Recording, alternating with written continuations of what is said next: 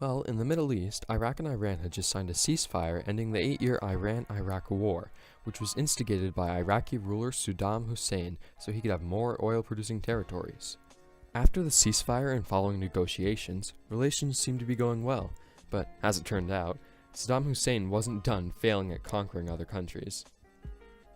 Just 2 years after finishing a full-out war on one of its neighbors, Iraq invaded another neighboring country, Kuwait.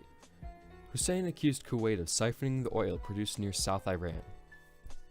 Saddam, my guy, do we need to talk about the oil? No? Okay then.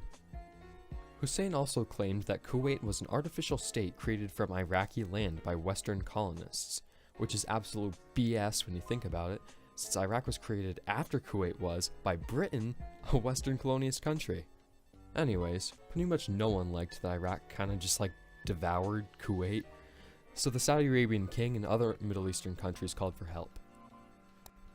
Hey, United States and other NATO countries, we kinda need your help because Iraq is being an absolute yeah, fine, whatever, they replied.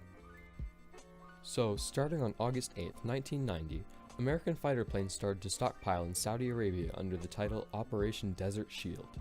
Hussein saw this and increased his troops in the area. Hussein also tried to get any kind of ally he could to support his holy war, or jihad.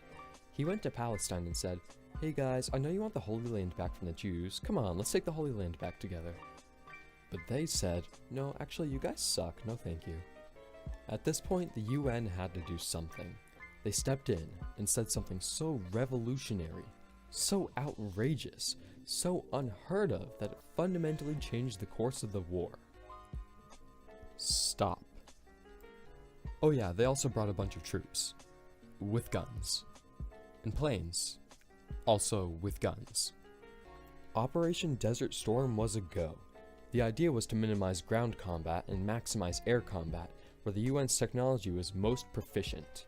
So while that was going on, the Allies also started Operation Desert Saber, a ground combat battalion. Over the course of 4 days, they surrounded Iraqi troops, defeated them, and liberated Kuwait. In the end, a ceasefire was declared, and the war was officially over. In the terms and conditions of the ceasefire, Iraq had to recognize Kuwait as a nation and rid itself of all weapons of mass destruction. I bet that'll work really well. Overall, about 8,000 to 10,000 Iraqi troops were killed in this war, while only 300 coalition troops were.